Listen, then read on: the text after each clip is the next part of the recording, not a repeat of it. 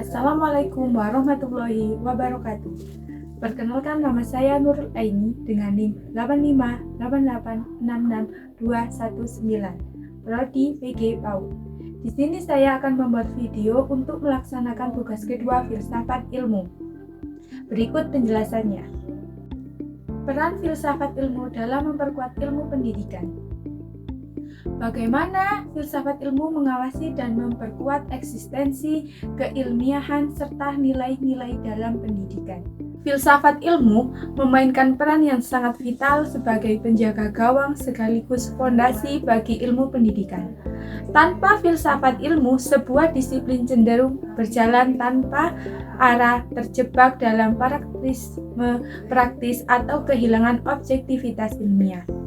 Untuk mengawasi dan memperkuat eksistensi keilmiahan serta nilai-nilai dalam ilmu pendidikan, filsafat ilmu bekerja melalui 3 pilar utama. Yang pertama ada ontologi, yang kedua ada epistemologi, dan yang ketiga ada aksiologi.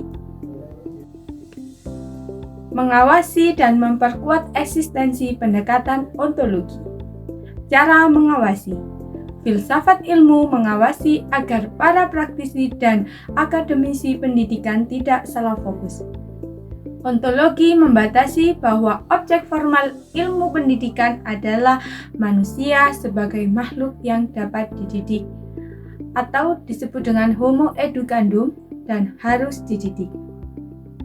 Cara memperkuat. Filsafat ilmu memperkuat eksistensi ini dengan memberikan landasan hakikat manusia. Misalnya, dalam pendidikan anak usia dini, ontologi menekankan bahwa anak bukanlah orang dewasa mini, melainkan individu dengan karakteristik perkembangan yang unik. Ini memperkuat posisi ilmu pendidikan sebagai ilmu yang berdiri sendiri, atau disebut dengan otonom, dengan objek kajian yang khas. Mengawasi dan memperkuat keilmiahan dengan pendekatan epistemologi. Cara memperkuat. Filsafat ilmu memperkuat keilmiahan pendidikan dengan membuka ruang berbagai paradigma metodologi. Pendidikan adalah ilmu yang dinamis. Ia tidak hanya tanduk pada metode kuantitatif yang kaku atau disebut dengan positivisme, tetapi juga memperkuat atau diperkuat oleh pendekatan kuantitatif dan tindakan action research, karena menghadapi subjek manusia yang kompleks dan terus berubah. Cara mengawasi. Epistemologi bertindak sebagai hakim kelayakan ilmiah. Filsafat ilmu mengawasi metode, instrumen, dan prosedur penelitian yang digunakan dalam pendidikan. Mengawasi dan memperkuat nilai-nilai dengan pendekatan aksiologi. Cara mengawasi. Ini adalah fungsi kontrol moral yang paling krusial. Filsafat ilmu mengawasi agar ilmu pendidikan tidak menjadi alat yang destruktif atau dehumanisasi. Cara memperkuat.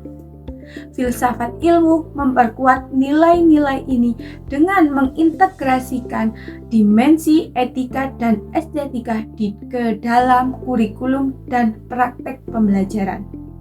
Pendidikan tidak boleh hanya mencetak anak yang cerdas kognitif atau disebut dengan numerisasi atau literasi, tetapi juga harus memperkuat karakter, moralitas, dan nilai-nilai luhur. Kesimpulan. Bagaimana filsafat ilmu mengawasi dan memperkuat eksistensi keilmiahan serta nilai-nilai dalam pendidikan? Melalui keterkaitan ketiga pilar tadi, filsafat ilmu memastikan ilmu tidak menjadi ilmu yang mandul secara teoritis ataupun ilmu buta secara moral. Ilmu pendidikan menjadi tetap kokoh sebagai sains yang empiris sekaligus syarat akan nilai-nilai kemanusiaan. Yang kedua, Bagaimana pendidikan yang bermakna dan bernilai turut memperkuat pertimbangan filsafat ilmu. Pendidikan yang bermakna, meaningful learning, bukan sekedar transfer hafalan, melainkan proses yang mengubah cara berpikir manusia. Ketika praktek pendidikan berhasil melahirkan generasi yang kritis, humanis, dan reflektif, disinilah filsafat ilmu mendapatkan bahan bakar baru untuk berkembang. Berikut adalah cara bagaimana pendidikan yang bermakna dan bernilai turut memperkuat filsafat ilmu melalui 3 pilar utama. Yang pertama ada memperkaya objek kajian hakikat kenyataan atau disebut kontribusi terhadap ontologi. Ada menyediakan realitas manusia yang dinamis, kemudian membuka cakrawala baru tentang eksistensi.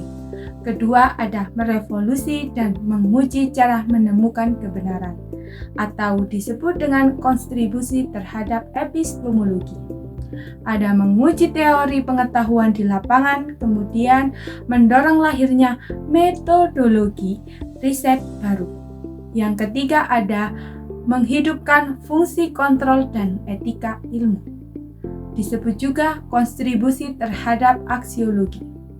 Ada menjadi agen difusi nilai filsafat, kemudian memberikan umpan balik etis atas kemajuan ilmu.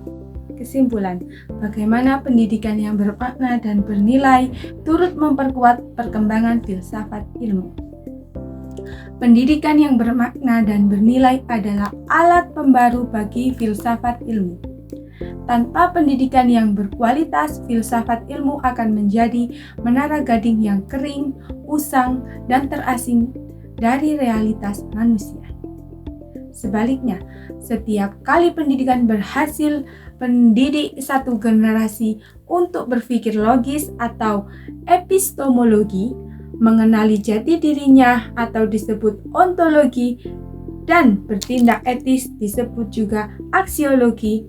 Pada saat itulah eksistensi filsafat ilmu terbukti nyata, kuat, dan terus relevan sepanjang zaman. Yang ketiga, ada mengapa filsafat ilmu dapat disebut sebagai pisau analisis, ontologi, epistemologi, aksiologi dalam membedah persoalan-persoalan pendidikan. Bagaimana ketiga mata pisau tersebut membedah persoalan pendidikan secara tajam. Yang pertama ada mata pisau ontologi, membedah hakikat dan objek masalah. Yang kedua ada mata pisau epistemologi, membedah cara dan metodologi. Yang ketiga ada mata pisau aksiologi, membedah nilai, etika, dan tujuan. Mata pisau ontologi, membedah hakikat dan objek masalah. Ketika ada masalah di dunia pendidikan, ontologi membedah aspek apa yang sebenarnya sedang kita hadapi. Ontologi membersihkan keracunan berpikir mengenai esensi dan komponen pendidikan. Cara kerja pisau ontologi. Ia mengikuti kulit luar suatu masalah untuk melihat apakah objek yang dipermasalahkan sudah dipahami secara profesional atau belum. Contoh kasus kegagalan metode pembelajaran anak usia dini. Kedua, mata pisau epistemologi, membedah cara dan metodologi. Setelah objeknya jelas, epistemologi membedah aspek bagaimana cara kita menyelesaikan masalah tersebut dan apa landasan kebenarannya.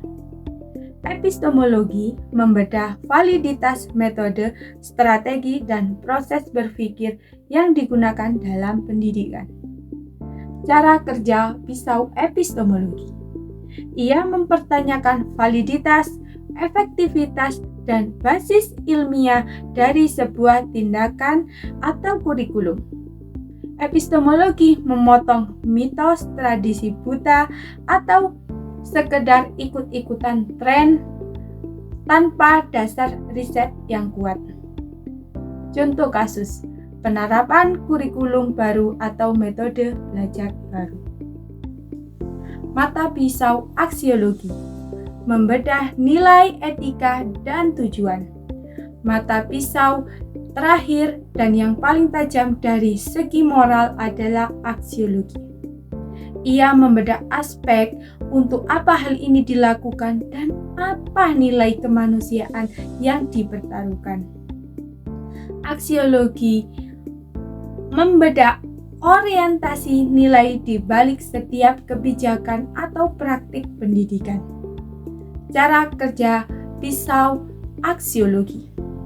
Ia membedah motif tersembunyi, dampak etis, keselarasan estetika, dan kebermanfaatan suatu fenomena pendidikan bagi kemanusiaan.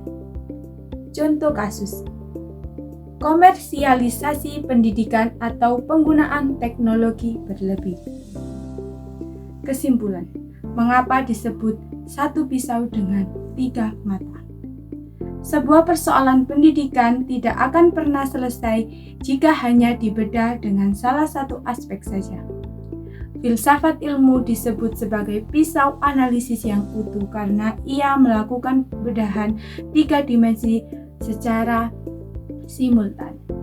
Yang pertama ada ontologi, memastikan kita tidak salah mengenali siapa yang dididik. Yang kedua ada epistemologi, memastikan kita tidak salah memilih bagaimana cara mendidiknya. Dan yang ketiga ada aksiologi, menjamin kita tidak salah arah mengenai mau dibawa kemana hasil pendidikan tersebut. Dengan ketajaman pisau analisis ini, para pendidik dan pembuat kebijakan tidak akan terjebak pada solusi-solusi yang sifatnya kosmetik, hanya di permukaan, melainkan mampu menghasilkan solusi yang substansial, ilmiah, dan berakar kuat secara filosofis. 4. Contoh konkret penerapan filsafat ilmu dalam praktek pendidikan, misalnya kebijakan, kurikulum, atau proses pembelajaran. Contoh konkret penerapannya pada 3 level berbeda dalam dunia pendidikan. Yang pertama, level kebijakan, penghapusan ujian nasional atau disebut dengan UN di Indonesia. Level kurikulum, pengembangan kurikulum merdeka atau model kurikulum berbasis proyek. Dan yang terakhir ada level proses pembelajaran, pembelajaran numerisasi awal di kelas rendah, misalnya TK, kelompok A atau SD kelas 1. Kesimpulan, melalui contoh ini tadi, kita bisa melihat bahwa filsafat ilmu bukan sekedar teori usang di atas kertas, melainkan kompas yang menentukan arah kemana sebuah kebijakan dibuat, bagaimana kurikulum disusun, dan bagaimana seorang guru menyapa muridnya dalam kelas setiap hari. Kesimpulan keseluruhan. Kesimpulan dari pembahasan konkret mengenai penerapan filsafat ilmu dalam proyek pendidikan. Pertanyaan keempat tadi dapat dirangkum ke dalam 3 poin esensial berikut. Yang pertama ada, filsafat ilmu adalah kompas praktis, bukan sekedar teori. Yang kedua ada, kunci keberhasilan pendidikan adalah keselarasan 3 pilar. Dan yang terakhir, transformasi pendidikan yang humanis. Itu tadi presentasi dari saya. Terima kasih, mohon maaf bila ada kesalahan. Sampai jumpa.